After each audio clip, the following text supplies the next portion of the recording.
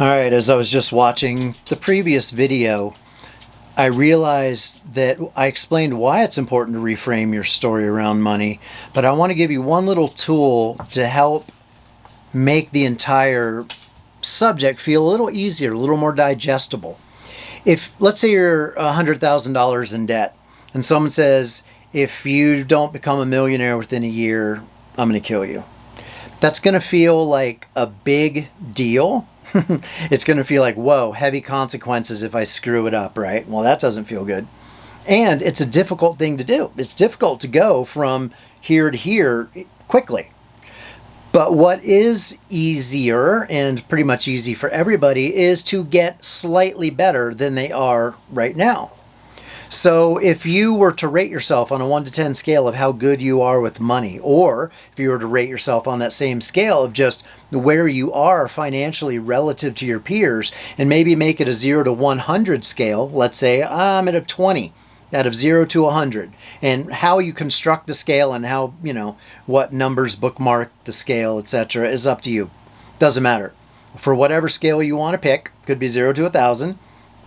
Could be negative 100 to a positive 100, whatever. Point is, you can get one number higher on the scale, right? It doesn't take very much actually to move up the scale, to improve in how you feel about money and how you actually manage and invest your money. And yeah, it's warm today. I'm sweating. I turned off my fan so the background noise would be reasonable, but it makes me sweat.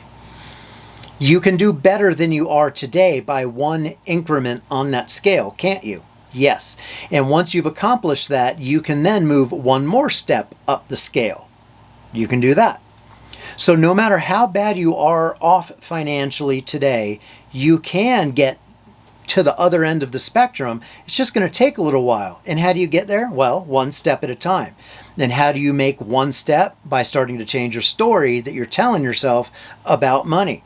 So that's how you take a shift in your attitude around money and how you sort of apply real world physics to it and make gradual improvements so that over time you actually end up in a significantly better place than you're in today. Does that make sense? So an attitude shift alone is a start, but it's not everything. And if you feel that it's difficult to make shifts, you won't make them because it's going to feel like a big monumental difficult task, right? Again, if there's high stakes for something, your stress level goes up and it becomes difficult to do. So let's lower the stakes. Let's make the task smaller. Instead of going from poor to rich or from 100,000 in debt to 100,000 in assets, make it much smaller. Say I'm at a negative 100, but if I can get to a negative 99, I can get to a negative 98, eventually to a 0, eventually to a 10, eventually to 100. It's just a series of steps, okay? So make it a small thing. Make it a simple shift. A small shift in attitude, a very slight improvement in your approach, in how you handle money. Now, how that improvement comes is up to you. There's so many things you can do.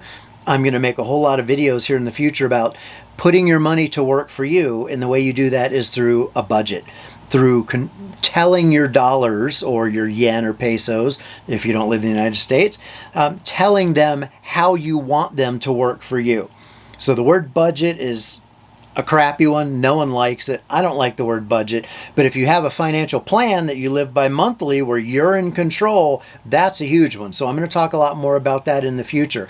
But maybe for now, you just become open to the possible idea of living by a budget if you've never done it before because a budget sounds constrictive, all right? Be open to the idea. Maybe that's the teeny tiny shift you make today.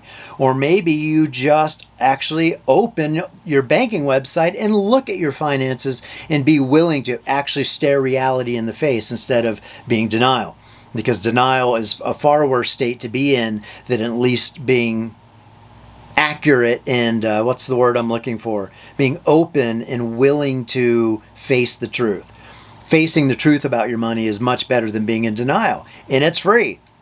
It's a step in the right direction. But to face the truth, you have to be you have to let yourself off the hook a little bit around your attitude about money. Because as soon as you tell yourself, I'm going to be a little bit better today with my money than I was yesterday, or at least I'm going to know a little more about personal finances than I did yesterday.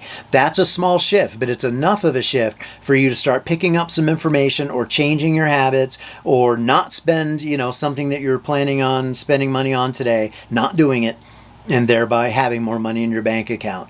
Little things add up. So that's why it's important to make a shift in your attitude, because they do translate into physical, real world, tangible, actionable things that you will do that over time are going to have a big impact on your finances. Hope that makes sense. I'll see you in the next video in this series on money on You Sure Talk a Lot. Bye.